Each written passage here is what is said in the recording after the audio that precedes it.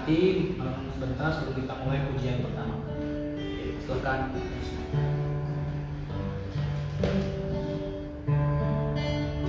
Oke teman-teman, kita bertemu kembali minggu ini ya di PA online, pendalaman Alkitab online yang dilaksanakan oleh pengurus Apostol Distrik Jabar Tinggi.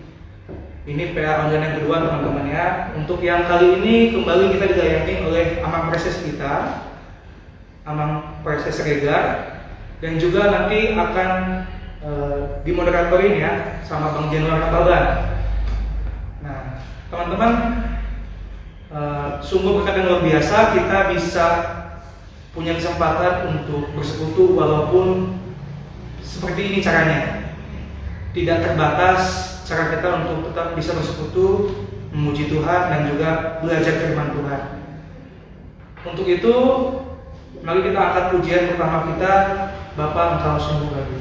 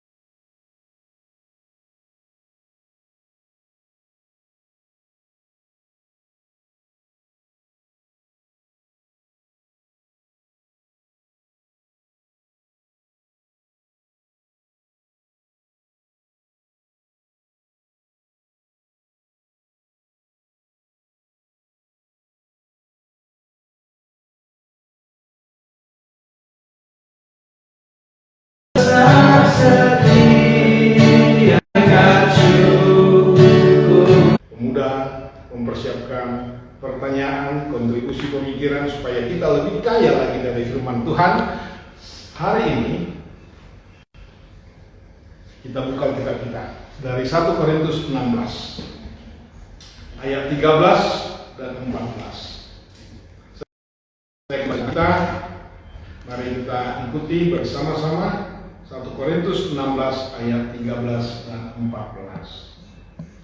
Berjaga-jagalah, berdirilah dengan teguh dalam iman, bersikaplah sebagai laki-laki dan tetap kuat.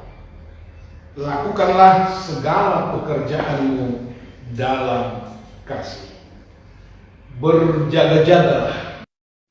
Sebelum kita gali kata demi kata nanti dalam dua ayat ini, saya mau mengajak saudara-saudara untuk melihat kondisi jemaat Korintus. Jemaat Korintus berada di satu kota sama dengan nama jemaat itu. Kotanya juga kota Korintus. Kota yang sangat strategis. Kota yang ramai pada zaman itu. Kota yang berpenduduknya juga heterogen. Ada dari Yunani, ada orang Yahudi, dan ada juga dari negara-negara lain yang datang ke sana berdagang, bekerja lautan, dan banyak hal pekerjaan yang ada di kota Korintus. ramai, dekat dengan pelabuhan sebagai pusat perdagangan, tetapi juga memiliki persoalan yang sangat kompleks. Banyak sekali masalah-masalah yang muncul di tengah-tengah jemaat Korintus. Masalah internal dan juga eksternal. Di dalam jemaat itu sendiri ada muncul kelompok-kelompok, ada muncul aliran-aliran sehingga membuat jemaat ini terpecah-pecah, terancam bubar. Hal-hal internal, bahkan pelaksanaan di dalam ibadah, belum lagi soal dogma, sudah terjadi penafsiran-penafsiran yang berbeda dan tidak ada kekompakan. Jadi ini luar biasa. Yang aneh, membicarakan misalnya soal bahasa roh, terjadi keributan. Membicarakan soal pantangan makanan yang mana yang dilayakkan atau yang diizinkan, masih membicarakan ini sudah terjadi keributan. Masing-masing mempertahankan pendapatnya. Jadi ada banyak persoalan yang muncul di dalam jemaat Korintus, termasuk juga masalah kekudusan apa terjadi di sana. Bukan hanya itu, tetapi juga ada masalah eksternal yang datang dari luar, ancaman-ancaman yang dari luar yang selalu meneror mereka. Seharusnya dengan persoalan atau ancaman yang datang dari luar ini membuat mereka bersatu, tapi ini tidak. Nah, itu sebabnya firman Tuhan yang dituliskan oleh Rasul Paulus dalam pasal yang terakhir surat pertama kepada jemaat Korintus ini dikatakan berjaga-jagalah. Jadi menarik ini, kita gali dulu sebentar soal berjaga-jaga. Kalau dalam bahasa Yunani Bizantium itu dipakai kata Gregorio. Ini nama yang indah, ada bernama Gregorio berjaga-jaga. Biasanya kata berjaga-jaga ini dikaitkan banyak hal. Misalnya ya, orang yang sedang menjaga pintu atau menjaga kota di mana ada benteng, ada gerbangnya, itu disebut Gregorio. Dia yang berjaga di sana. Atau orang yang sedang menantikan kedatangan seseorang, itu juga namanya berjaga. Menunggu apa itu namanya? Menunggu pacarnya, menanti lihat jam berapa, itu juga berjaga-jaga namanya. Ada juga berjaga-jaga mempersiapkan dalam melakukan pekerjaan. Misalnya mempersiapkan diri untuk mengerjakan PR, itu Gregorio juga berjaga-jaga. Tetapi ada juga berjaga-jaga itu Gregorio itu mengantisipasi sebuah ancaman atau bahaya yang akan muncul. Itu juga Gregorio. Ada banyak macamnya. Tetapi dua ahli berpendapat kepada dua hal. Yang pertama yang disebut di sini oleh ahli berjaga-jaga itu menyambut kedatangan Yesus Kristus yang kedua kali. Itu pendapat yang pertama dari ahli. Dari sekian banyak ini soal kemana ini berjaga-jaga. Tetapi pendapat yang kedua mengatakan bukan soal membicarakan kedatangan Yesus kedua kali, tetapi masa kini, mengantisipasi keadaan yang sedang terjadi dan yang akan terjadi, masalah banyaknya kompleksitas persoalan yang menumpuk, di mana saya katakan tadi kalau jemaat Korintus ini sangat persoalan di sana sangat banyak sekali. Jadi ada orang bilang memang sangat kreatif jemaat Korintus ini membuat masalah. kreatif membuat masalah. Jadi Rasul Paulus sendiri bingung. Makanya dalam suratnya yang pertama dan yang kedua sering sekali membicarakan soal masalah yang timbul ini. Nah, baik. Kita tahu kalau berjaga-jaga sebagaimana dikatakan dalam 1 Tesalonik 5, berjaga-jagalah sebab anak manusia itu datang seperti pencuri di tengah malam. Oke, kita setuju. Kita harus mempersiapkan kedatangan Yesus yang kedua kali, berjaga-jaga. Kita tidak tahu kapan waktunya, kapan tanggalnya, bulannya, tahunnya. Jadi kita jangan mau dikecoh kalau ada yang mengatasnamakan iman, mengatasnamakan agama, mengatakan Kristus akan datang tanggal sekian. Itu bukan urusan kita. Oke, kita mau coba fokus dulu, berjaga-jaga. Gregorius mengantisipasi terhadap suatu masalah atau ancaman. Jadi kita mau fokus nanti di sini soal berjaga-jaga itu. Yang kedua, kita mau telaah dulu kata demi kata di sini di dalam ayat 13. Berjaga-jagalah, berdirilah dengan teguh dalam iman. Berdirilah dengan teguh dalam iman. Ini juga menarik. Dikatakan berdirilah. Ini soal sikap. Dengan teguh. Kalau di dalam bela diri itu apa namanya? Kuda-kuda.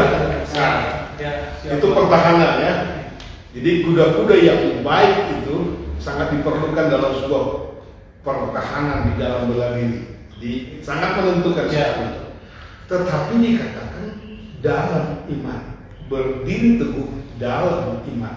Jadi soal sikap, jati diri, karakter itu harus ditempatkan dalam iman yang benar.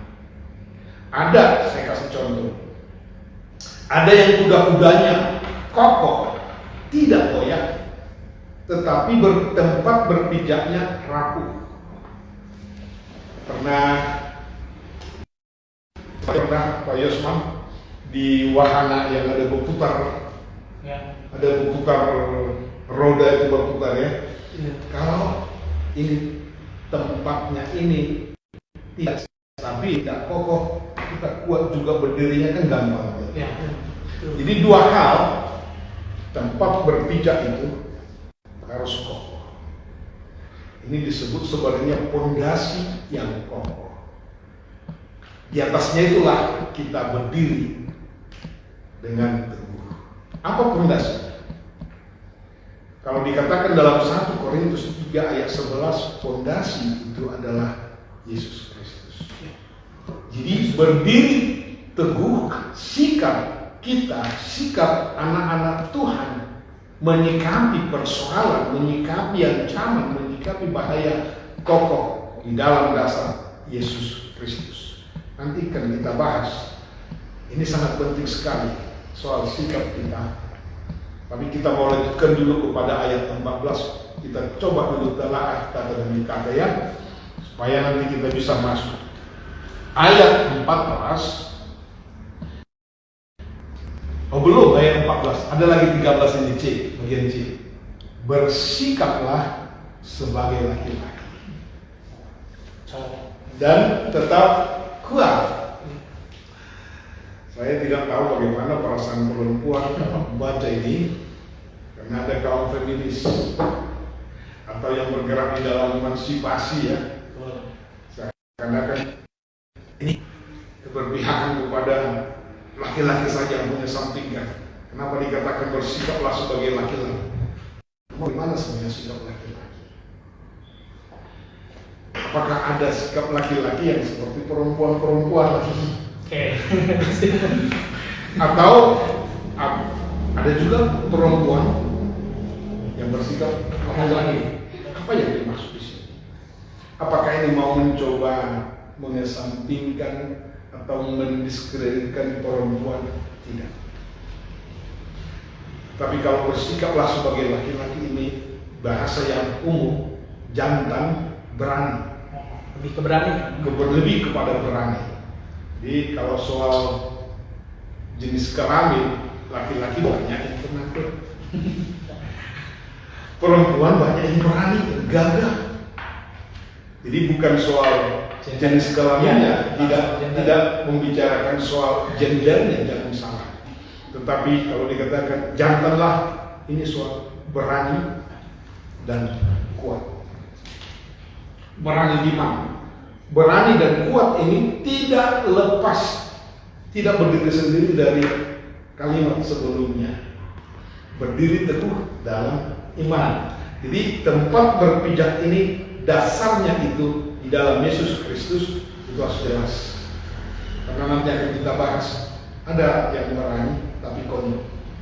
Saya kasih contoh dulu ya, saya kasih contoh. Ada orang berkata begini, ngapain sih takut? Masa harus jaga jarak kalau keluar? Masa harus pakai masker? Masa tidak bisa ke gereja? Ayo ke gereja rame-rame.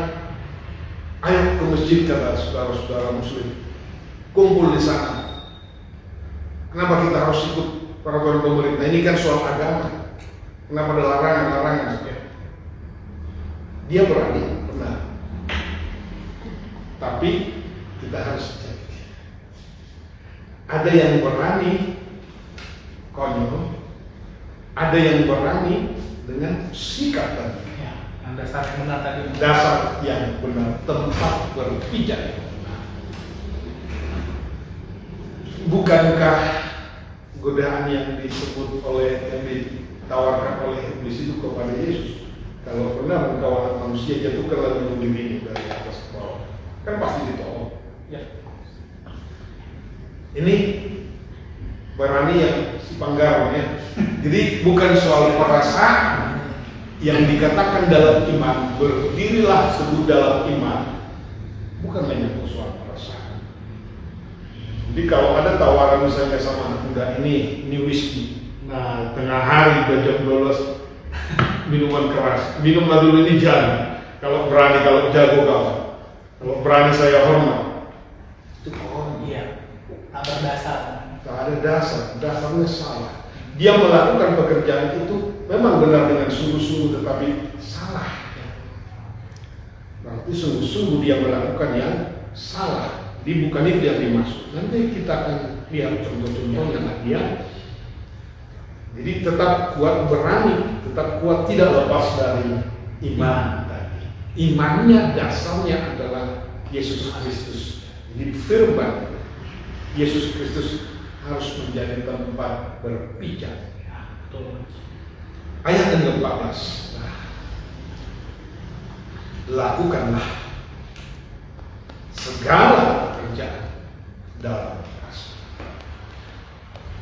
Tidak ada berhenti. Persoalan di jemaat Korintus itu cukup kompleks sampai membuat orang ada banyak putus asa.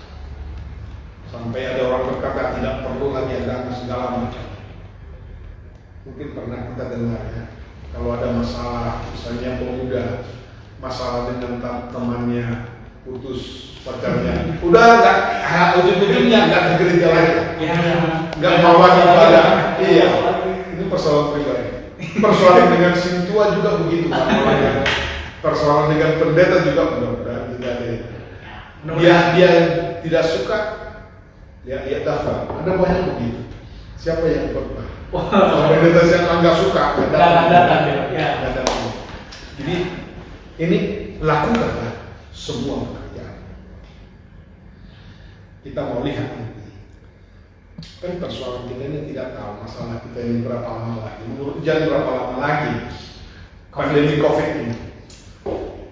Kayaknya kalau berbicara tanggal seperti itu sih amaknya. Iya. Tapi kalau pemerintah kan PSBB-nya mungkin sampai Juni kayaknya. Mudah-mudahan harapan kita bisa selesai Juni. Tetapi ada banyak ahli berkata, oh belum. Iya.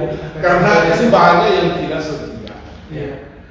Banyak tidak setia. Pemerintah katakan oh, sudah usahakan dulu. Kalau pertama disebut itu awal Maret oleh Pak Presiden Pak Jokowi, di rumah saja dulu lakukan pekerjaan.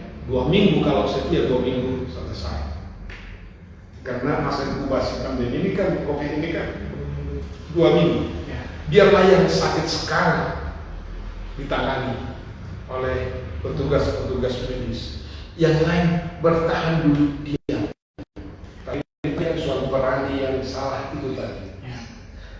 teman-teman pendeta juga ada bersikap seperti itu. Tidak akan beriman tidak beriman. Nah, kalau misalnya ini kita tidak tahu kapan selesai, berhentikah kita berbuat? No. Lakukanlah segala pekerjaanmu dalam kasih. Kasih ini adalah soal agama. Jadi ada banyak hal tidak menjadi alasan kita untuk berhenti berbuat di tengah-tengah pandemi COVID ini. Walaupun kita tidak bisa bersekutu, berkumpul di gereja, tetapi bukan alasan untuk tidak berbuat. Saya bangga sekali, saya mengapresiasi pemuda distrik melakukan karya nyata, peduli kasih dengan membagi sembako, membagi vitamin, dan juga masker. Ada ratusan paket kepada saudara-saudara kita yang kurang mampu. Lakukanlah pekerjaan.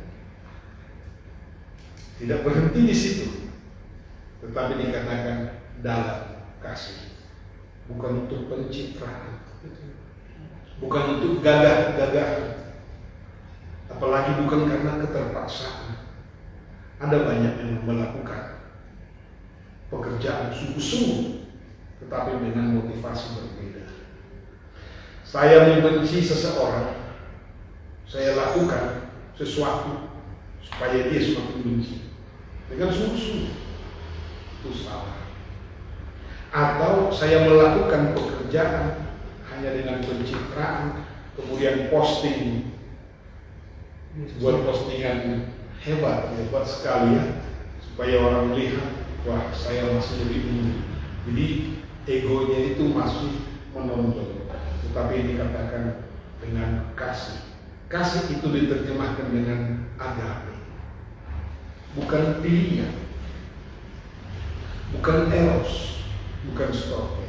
Karena kita tahu kasih di dalam bahasa Yunani itu ada dua. Ada eros, kasih juga itu kasih eros. Bukan pilihan, kasih karena dia semua saya, kasih karena dia mengasihiku. Kalau dia membenciku, saya akan membencinya lagi. Tetapi ini dengan agape. Kasih sebagaimana Yesus Kristus mengasihi. Sebelum kita diskusi, saya harap teman-teman Apostol yang mengikuti acara ini sudah mempersiapkan pertanyaan, kontribusi, tetapi saya coba rangkum lagi ya, karena hanya 2 ayat, jadi sebenarnya bisa dihafal.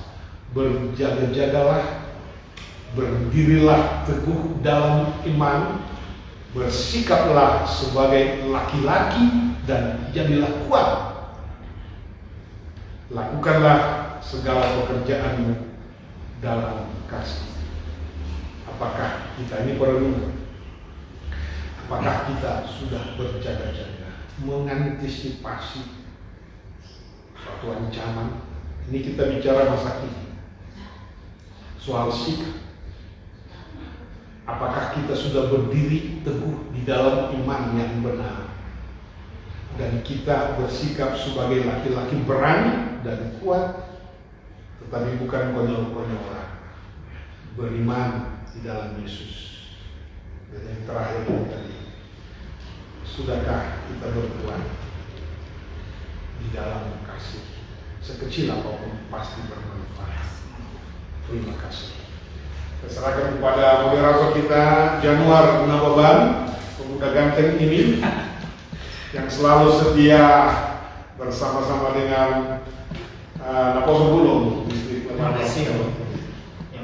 Oke teman-teman, terima kasih buat Teman Presiden atas firman yang disampaikan. Jadi luar biasa banget teman-teman. Ya saya mungkin ingin mengaitkan hal-hal yang tadi dibahas oleh Amang adalah dengan apa yang sedang kita alami saat ini, entah itu terhadap pekerjaan kita, entah itu terhadap keadaan lagi seperti sekarang pandemi COVID ini, atau mungkin pendidikan kita. Ya, jadi tadi sudah digarisbawahi bahwa sebetulnya ada 4 poin yang bisa kita pertanyakan kembali, kita renungkan kembali dalam diri kita. Sudahkah kita berjaga-jaga? Ya artinya berjaga-jaga itu tadi bukan berjaga-jaga kayak jaga rumah gitu ya, tapi terhadap ancaman dan tantangan yang kita hadapi sekarang sebagai seorang pemuda, ya. Ya banyak lah mungkin ada tantangan kita sebagai seorang pemuda berjaga-jaga duniawi, ya, yang selalu menggoda kita untuk meninggalkan iman kita, ya, godaan di pekerjaan kita dapat jabatan tapi kita harus meninggalkan iman, mungkin itulah kita yang sekarang, atau mungkin godaan teman-teman tentang tantangan yang lain. Nah kemudian tentang berdiri teguh tadi, betul, kita kadang-kadang sebagai darah muda gitu ya, darah muda semangat, beraninya ada, beraninya selalu terdepan, ngegas duluan lah. Tapi kadang di Jakarta itu bukan Yesus Kristus, bukan Tuhan kita. Terkadang kebodohan kita tadi, emosional kita tadi, kan perasaan kita yang membawa kita untuk melakukan itu. Gitu. Jadi mulai sekarang kita bisa mengerti itulah ketika kita melakukan pelayanan, ketika kita melakukan salah satu itu pijakannya dari Tuhan Yesus Kristus. Kemudian ya kita tadi bersikap seperti laki, berani gitu. Tapi ya beraninya tidak terlepas dari dasar firman Tuhan tadi atau dasarnya Tuhan Yesus. Jangan berani, ya saya berani minum racun, ya. Berani minum racun ya beberapa menit kemudian mungkin lah. Atau yang sekarang lagi sering apa prank gitu, saya berani lah nge-prank orang, tapi kita nggak tahu perasaan orang yang di prank sama kita, merasa terbully, merasa tidak tuh, bahkan mungkin ya di rapat di NHKBP kita berani-berani marahin orang lain tanpa ya teman sebaya kita mungkin tanpa ada dasar yang jelas, menyalahkan orang lain kita berani, tapi kita tidak bisa introspeksi diri apa yang kita sedang pergumulkan. Nah yang terakhir, lakukanlah. Nih, bagian kita melakukan apa? Tapi kalau melakukan ya dengan kasih yang lain. Nah silakan teman-teman, mungkin 4 hal itulah yang tadi kita bisa simpulkan. Tapi kalau teman-teman ada pertanyaan yang lain, ingin share apa, silahkan. Atau ingin didoakan, bisa DM ya, bisa DM, bisa juga langsung di video di komen ya. Ya, biar kita langsung jawab dari yang proses. Oke, sudah adakah DM? DM belum ada kan? Ada? Tuh, keringetan terus ya cahaya. Karena cahaya lampu. Ya silakan teman-teman, atau sebelum ada pertanyaan saya ingin diskusi dulu aja di dalam. Iya. Kita Nah. tunggu teman-teman Ya. lagi berpikir. Udah besok juga maksudnya. Oh udah ada, ya udah deh. Kalau udah ada satu dulu aja apa gitu ya. Biar nanti Ini dari kaum wanita amal. wow wanita. Namanya Mary dari HKBP Bandung Barat. Wah Mary. Belum men.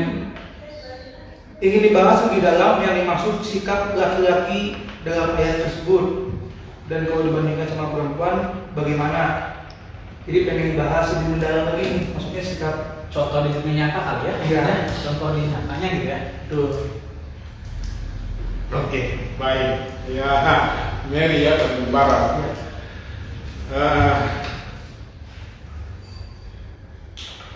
Memang saya senang reaksi dari kaum perempuan mengkritisi. Seperti laki-laki. Iya. Karena kan kalau dari fakta belum tentu laki-laki lebih pemberat. Oh iya. Betul ya. Misalnya di rumah, siapa lebih berani berjuang? Bapakkah atau ibu? Berjuang dalam mengelola dalam segala hal, atau ketika persoalan datang siapa yang lebih berani menghadapi, bapakkah atau ibu? Belum tentu kalau dari sudut gendernya ya, Iya. belum tentu dari sudut gendernya. Walaupun kalau dikatakan di sini bersikaplah sebagai laki-laki dan jadilah kuat, itu tidak lepas. Iya. Jadi kalau ada laki-laki yang cengeng, kan dikatakan harus seperti perempuan ya, kalau tanyakan. Nah, ini bukan laki-lakinya dalam arti biologis Ya, bukan penampilan. bukan penampilannya, tetapi di sikap yang berani dan kuat. Ya. Berani dan kuat ini juga tidak lepas dari ayat sebelumnya yang 13, berdiri teguh dalam berjaga-jaga, itu berdiri teguh dan imannya yang benar. Jadi kalau dalam kata Yunani dipakai di situ soal bersikaplah sebagai laki-laki, andregeste, jadi andremoi, itu tidak berdiri sendiri kalimatnya itu, tidak. Itu sebabnya tadi bukan soal biologisnya, bukan soal gendernya atau seks kelaminnya, Ya. bukan. Tetapi menyangkut soal sikap. Ya. Ya, jadi lebih ke sikap. Lebih ke sikap. Ya. Bukan lebih ke gender gitu. Jadi bukan disebut laki-laki gender menghina wanita, tapi lebih ke berani bersikapnya. Benar. Mengambil keputusan ketika ada hal yang terjadi gitu ya. Terus ini digambarkan laki-laki yang gentle juga, kalau ada apa-apa berani menghadapi masalah, berani menyelesaikan masalah, bukan kabur dari masalahnya, tapi dia datang untuk menyelesaikan. Mungkin itu yang Betul. kesimpulannya lebih ke sikap yang kita ambil. Jadi mungkin laki-laki di sana hanya dicontohkan saja bahwa Iya. seperti Makanya saya pakai tadi dengan bahasa yang umum, oh dia jantan. ya kayak Osman gitu kan. Bukan maco, bukan maco. Ini kiri kanan saya maco. Tetapi jantankah menghadapi persoalan? Tidak tahu, datang dulu persoalan itu baru kita dari situ bisa diuji. Ya. Apakah dia jantan? Nah, kalau kita kaitkan dengan pandemi COVID ini, memang ada banyak jantan. Ada banyak yang berani, tapi konyol. Ya, pada saat Iya, tidak peduli keluar tanpa masker, tidak peduli keluar segala macam sampai jam tidak lihat jam juga, tidak melihat aturan, sudah dibuat aturan, ya tetap tidak peduli. Jangan dia katanya kan, tapi goyah. Oke, mudah-mudahan terjawab ya. Yang beri ya. Jadi lebih ke bersikapnya gitu. Jadi kalau cewek ya kali bersikap seperti Wonder Woman gitu ya. Ya, Wonder Woman. Tapi kan ibu kita di rumah juga semua Wonder Woman, seperti yang tadi abang bilang, wah luar biasa mama-mama kita di rumah itu. Mudah-mudahan terjawab. Boleh ada pertanyaan berikutnya? Ya. Yes. Ini ada amang dari Nathanael Simanjuntak. Salam buat Amang PSS yang Halo. Bang. Saya pernah berjumpa dan berbincang dengan amang tersebut di Nabawi Solo ketika tersebut pendeta resor. Saya Nathanael Simanjuntak, mahasiswa UKSW Salatiga. Oh, SW. Halo. Dan bergabung juga di NKBP Boyolali. Saya mau bertanya, bagaimana pola tubuh kita berjaga-jaga tanpa waktu yang ditentukan? Karena manusia kan cenderung memiliki sifat kebosanan dalam dirinya. Ya. Nah, karena tadi seperti yang Amang Preses bilang, waktu seperti mencuri malam di dalam Tesalonika. Oh, Nathanael, ini menarik ya, karena kalau dikatakan berjaga-jaga, wah, ini kan soal antisipasi kita. Coba lihat dua hal tadi, berjaga-jaga. Pertama tadi soal kedatangan Yesus, yang kedua kali, dan masa kini mengantisipasi kita. Saya tangkap itu yang dua hal itu tadi. Tapi untuk yang pertama, sampai kapan sih kita berjaga? Kedatangan Yesus ini di bulan tua kah, tanggal muda kah, kapankah, atau masih sempat enggak di Nathanael sampai menikah misalnya ya. Nah, ada pemahaman begini kan, ini nggak apa-apa soal hasil, saya kedengaran ya, Kedengeran sih. atau Nggak apa-apa ya, lanjut aja. Gitu, Mas. sekali ya kita nanti sesuatu. Boleh di zoom aja, ditutup kali. Fokusnya ke Amang dulu gitu ya.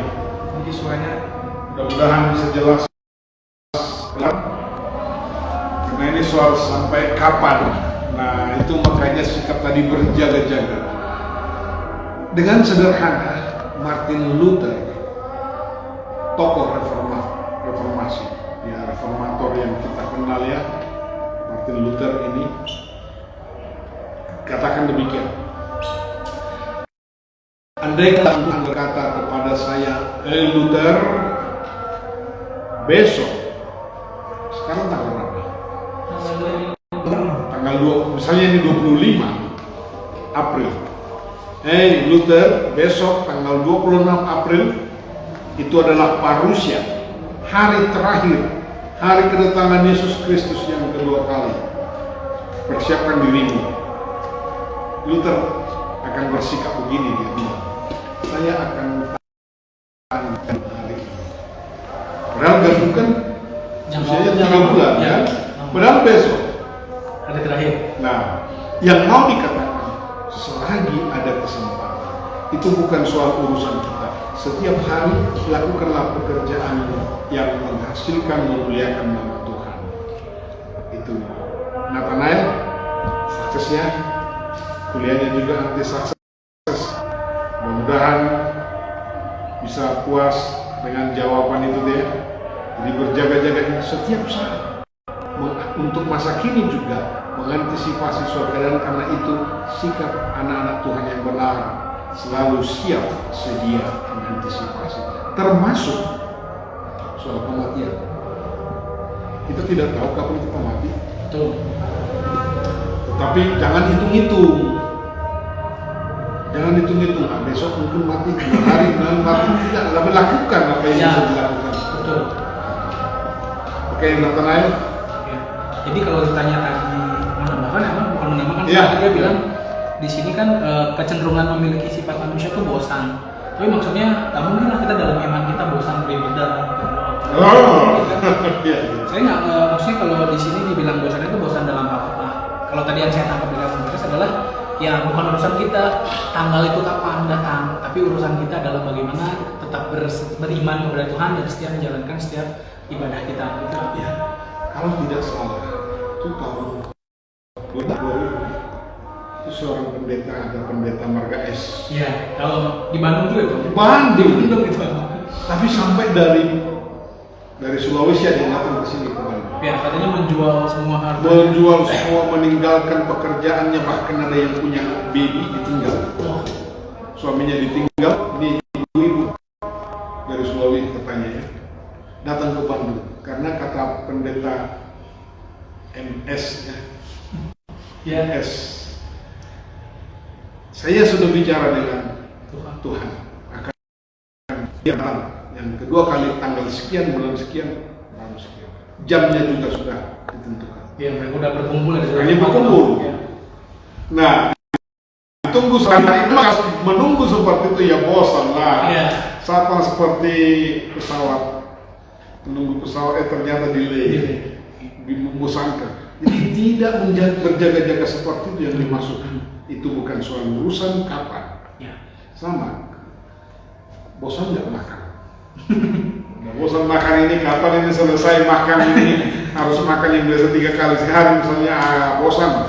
Nggak ada orang bosan. Ya. Bekerja, melakukan pekerjaan itu juga nggak ada kata bosan. Ya. Gitu. Yang saya lihat. Ya, jadi berjaga-jaganya lebih bukan berjaga-jaga bertunggu, iya, tapi menghadapi tantangan yang sekarang ada, kita harus berjaga-jaga. Saya jadi teringat, ini di SD, bukan untuk ditiru ya. Jadi kan kalau matematika, ntar berhitung dulu, ada ibu kami, ibu ini guru Nurul, guru amal iya. Jadi kalau kasih tugas harus kerjakan.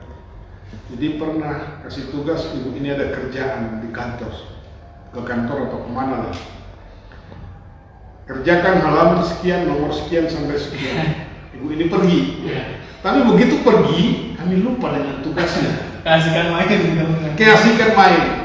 Tetapi kami utus di sana ada 1 orang di pintu itu berjaga-jaga untuk melihat kapan datang. Kami sibuk main. Begitu datang, dia berteriak, ibu itu sudah datang. Begitu sudah datang, udah kasak kusuk kembali ke tempat duduk. Pertanyaan yang pertama muncul dari ibu ini, siapa yang sudah siap? Tugasnya yang sudah beres. Dari sekian puluh orang, hanya ada 2 orang yang mengerjakan. Yang lain habis. Dulu kan dipukul, nggak main loh. Pakai penggaris penjahit. Iya.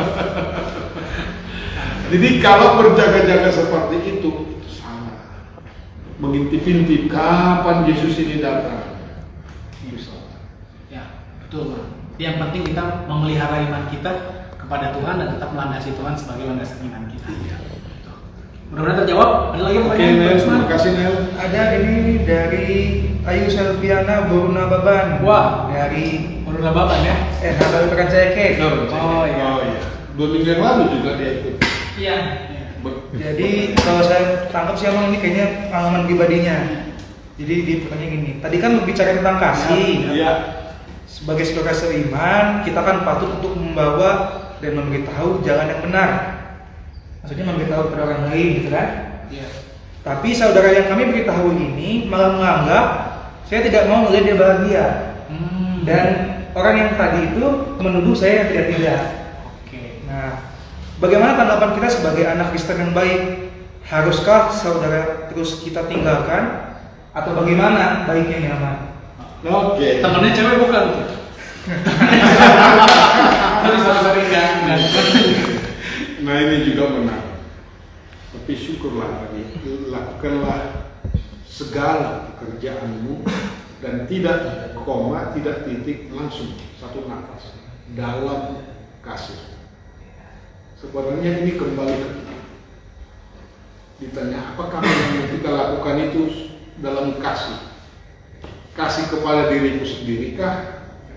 Kalau misalnya saya melakukan yang baik buat hujan, Ya. tapi kamu kecewakan aku.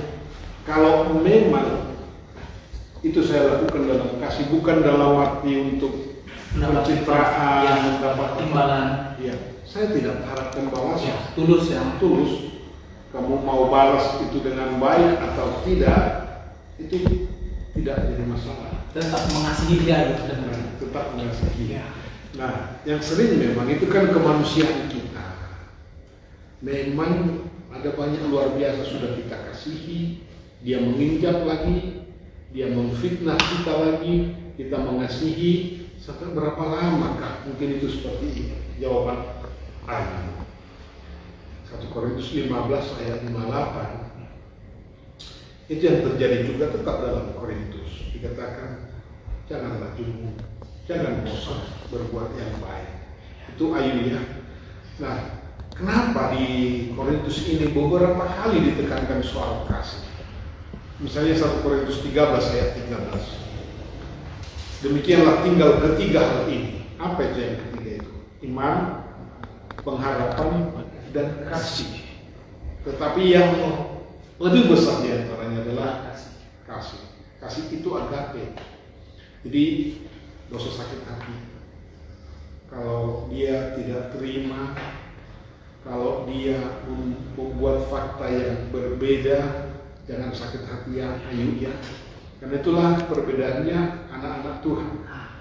Itu poinnya. Itu poinnya. Ya. Jadi banyak memang melakukan aksi kemanusiaan,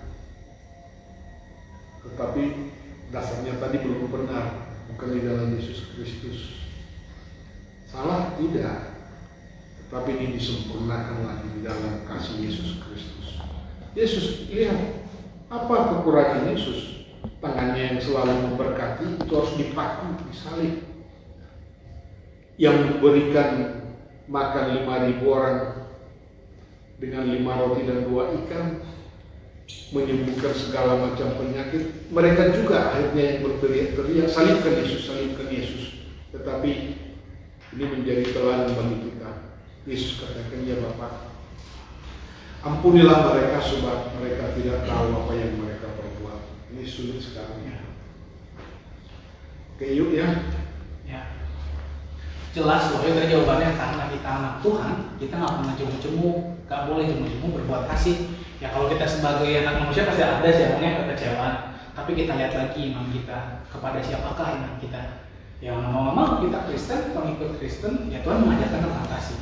Ya, sikapi dengan selalu santai dan selalu walaupun sedang ada masalah, mungkin namanya sedang merasa kecewa, mungkin kita curhatnya sama Tuhan aja.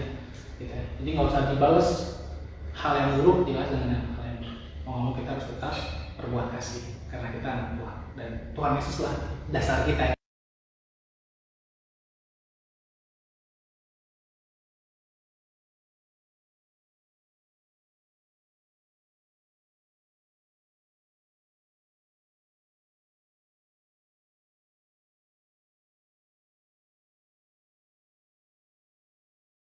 Cici. Ya saya ini. Harusnya duduk di sini nih. Dari PSB itu kata cici. Saya sedang meriang. Merindukan kasih sayang. Oh ya. Jadi pembukanya ini rasanya kayak PA terus satu lagi. Oh enggak Kaci, di belakang itu ada wanita-wanita kok. Di belakang kamera ya. Yang tidak lihat. Jadi pertanyaan Amang, Ya. Di masa seperti ini memang berjaga-jaga itu sangat tepat. Dan salah satu hal penting dalam berjaga-jaga adalah tetap menjaga persekutuan yang intim dengan Tuhan. Doa, ibadah, ujian, dan sebagainya.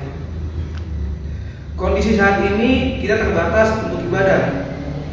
Ibadah online pun sangat susah untuk dinikmati. Nah, mau ke saran Amang, bagaimana caranya untuk tetap memelihara persekutuan dengan Tuhan, sekalipun kita tidak bisa beribadah atau PA dalam tatap muka. Karena banyak yang curhat, banyak berdoa, dan ibadahnya juga belum semenjak pandemi. Sudah nggak bisa berdiri kokoh, mulai bulan dangdut. Nah, jadi minta sarannya Amang bagaimana tadi supaya bisa menyerap persekutuan yang intim dengan Tuhan. Nah, iya Ci. Semoga cepat pulih ya. Karena saya tahu Cici ini juga seperti yang dikatakan bersikap sebagai laki-laki ya. Cici termasuk perempuan tangguh. Dan banyak laki-laki tidak memiliki sikap yang jantan itu yang tangguh. Itu saya yakin Cici kuat, tangguh. Oke, ini pertanyaan menarik. Tapi ada beberapa sebenarnya yang mau ditanya. Nah, saya lihat dulu dari sudut positifnya yang hikmat yang terjadi dari pandemi COVID ini. Keluarga-keluarga menjadi itu ternyata basis melakukan ibadah. Persekutuan di keluarga itu harusnya ya makin kokoh. Karena selama ini kan jarang ketemu, makin kokoh harus. Kemudian ibadah persekutuan di keluarga yang sebelumnya jarang ini didatangi lewat teknologi ini. Tapi memang ada juga ini itu positifnya yang memang dengan serius bisa beribadah keluarga. Tapi ada juga yang memang tidak peduli. Dibuka di tempat tidur misalnya. Sambil tidur. Datang ikut juga kan online. Mari kita sambut, kita berdiri, kita nyanyikan. Gimana berdiri? Tetap di bantal. Di bantalnya ya. Jadi bisa jadi memang kurang serius. Doanya juga bolong-bolong tadi. Ini menarik. Kenapa Tuhan izinkan? Kita sudah bahas 2 minggu yang lalu. Kita ingat Tuhan kayak menciptakan sakit penyakit ini. Dalam 2 minggu yang lalu kita sudah bahas Tuhan tidak pernah ciptakan sakit penyakit. Semua sudah. Tapi oleh manusia lah yang menghancurkan. Tetapi kalau penderitaan itu membuat kita semakin dekat kepada Tuhan,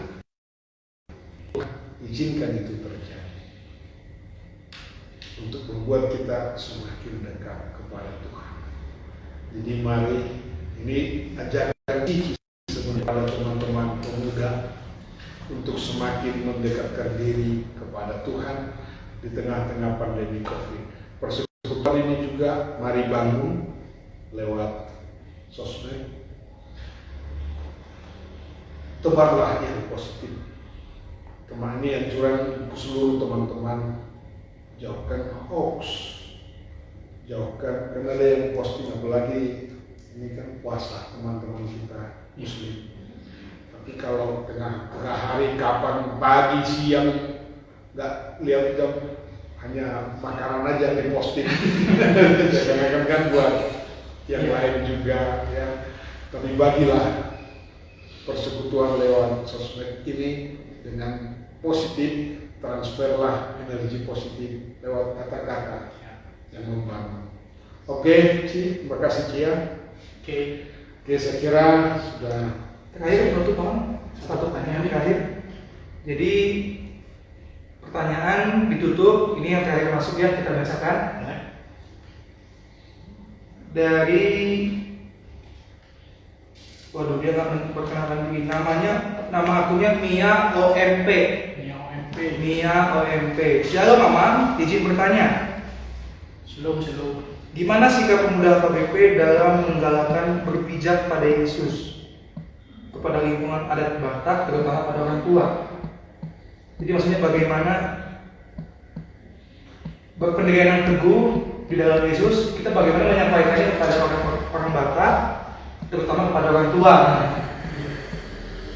Karena nampaknya banyak beberapa aspek kehidupan orang Batak yang pijakannya malah adat dan budaya dulu. Apalagi tentang aspek okultisme yang nampaknya jadi biasa di tengah masyarakat Batak. Bagi tips dan triknya dong Abang. Oke, ini ada satu buku yang bagus berjudul Adat dan Injil. Jadi sama pertanyaan dunia, bagaimana sikap anak-anak Tuhan, dia kokoh di tengah-tengah budaya. Adat ini kan anugerah, pemberian Tuhan untuk dikelola lewat nenek moyang kita supaya berjalan keteraturan. Jadi di dalam adat, berlangsungnya adat, di situ juga ada kasih. Kalau dulu ya kasih sepele kasih dari roh-roh, tetapi sekarang inilah yang dinamakan ditransformasi sebagai orang Kristen yang sudah digarami Injil, malah harus benar-benar menyatakan kasih itu kepada orang tua, kepada adat, ya, bukan malah menjauhkan, tetapi sudah digarami kasih daripada Kristus. Jadi itu memang kalau berbicara lagi soal okultisme itu beda ya, beda. Karena itu bukan soal adat, namanya okul, kegelapan. Ya. Ini sudah berbeda sekali. Memang kita justru memerangi kegelapan.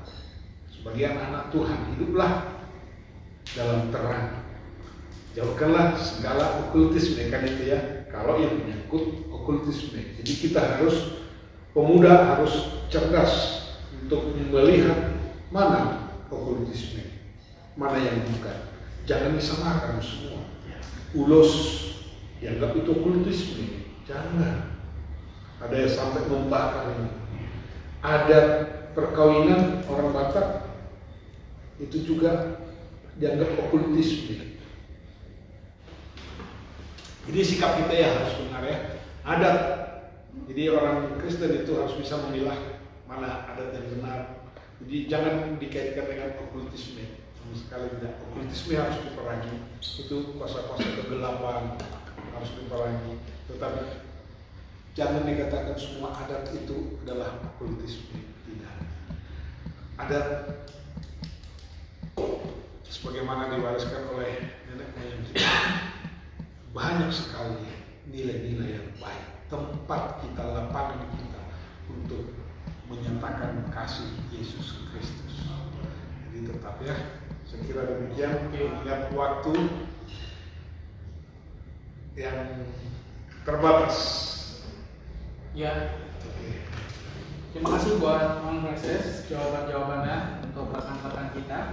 Jadi kalau untuk pertanyaan terakhir ya kita harus bisa memilah mana yang adatnya, ya maksudnya adat itu nggak semuanya tentang kuasa kegelapan, tapi tetap kita harus mengedepankan firman Tuhan. Mungkin yang lebih penting menurut saya bukan mana adat mana kekristenannya, tapi bagaimana kita menyampaikan ke orang tua kita. Mungkin kita sebagai anak muda seringkali dengan emosional menjelaskan kepada orang tua kita sehingga orang tua kita tersinggung. Tapi kalau kita bisa dengan kasih menyampaikannya tuh, sampai orang tua kita juga terbuka. Jadi lebih kepada sikap kita bagaimana berbicara dengan orang tua, lebih ke sana sih. Oke, terima kasih buat teman-teman. Jadi kita simpulkan sebelum kita tutup apa yang kita bicarakan hari ini. Jadi kita sebagai pemuda, lah saya lebih tarik ke sebagai HKBP. Marilah di tengah kondisi situasi kita seperti ini hari ini, marilah kita menjadi seorang pemuda yang selalu siap berjaga-jaga terhadap menghadapi tantangan yang akan datang, ya, berjaga-jaga terhadap tantangan yang akan menggoyahkan iman kita. Jadilah pemuda yang berdiri teguh dengan jelas landasannya adalah Tuhan Yesus Kristus dalam setiap perlakuan yang kita lakukan, baik itu di tempat kita kuliah, tempat kita sekolah, tempat kita kerja, tempat kita pelayanan. Jadi terakhir adalah bersikaplah berani jika ada permasalahan yang kita hadapi. Jangan lari dari permasalahan, tapi selesaikanlah, berani menyelesaikan, tapi tidak lepas dari kasih Kristus. Dan yang terakhir, berbuatlah dengan kasih. Ya, apapun godaan, tantangan yang kita hadapi, sekecil apapun, marilah kita berbuat dengan kasih, dengan landasan kasih Tuhan Yesus Kristus. Itu saja, kita tutup PA kita hari ini. Mudah-mudahan teman-teman termotivasi. Terima kasih Abang. Kita akan satu pujian, silakan. Oke. Berjaga dan tetap kuat.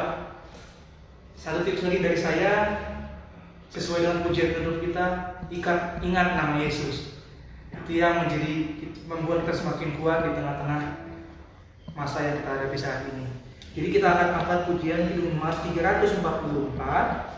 Ingat akan nama Yesus, ayat 1 dan ayat 3. Ayat 1 dan ayat 3.